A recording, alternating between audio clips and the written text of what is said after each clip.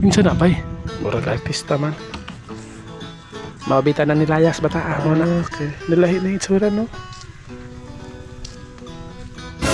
Hala, abot naman si Dudong. Sinso naman ka dong. Wa naman ko kailan ni mo dong. Ha? Sino ka? Ha? Namnisya ka dong? Wa naman kakailan ako? Ano? Di ba sa una sa ako ang makatigpatad og lasto? Ano sabi mo? Ayaan niya eh. Grabe ni mo dong no. Namuti naman kay kag maayo og ni Gwapo. Nindota sa pamanit dodong. Please lang mga pre ha. Hindi ko talaga kayo maintindihan ba? Naunsa. Grabe. Ano nangyari pamanggani ka sa Manila? O niya karon ni nakakasabot na mo. Noon sa namis niya naman ka dong oy. Basta may nakawan niya sa Manila dong. Magsalita naman kayo ng Tagalog. Pag Tagalog lagi diha di siya kasabot. Nindota ang sapatos si Dodong o. Arbor dong be. Huwag akin to. Ulit. Akin na nila o. Nay, tao po. Nay. Gusto mo tingog. Inaray mong mamasulod. Ginhok ko dong mayo kay nakaulay na ka dong.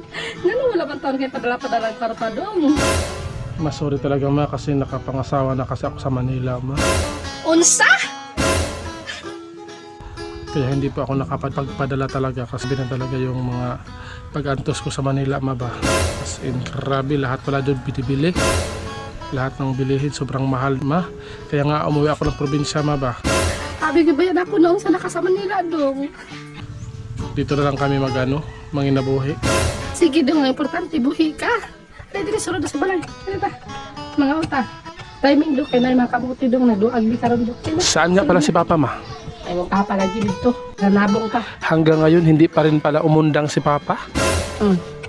Pero mo niya, ulit to niya. Panghatag bi, pangkulapo lang. Lubong na dong. Sige ma, marami akong dala ma. May mga biscuit dito ma. Sige ma. Kunya imong asawa imong gibilin. Kaya nga ako mawi ma kasi manananghid ako sa iyo ma. Nadadalhin ko dito ang aking asawa at dito na kami magpasko. Okay lang ba sa iyo ma? Ay okay lang naman sa amin yun dong. Sino nga pala yung pangasawa mo dong? Kapitbahay natin ma. Kadtong napangkan nga dahil lahing amahan. Oo ma. Wah!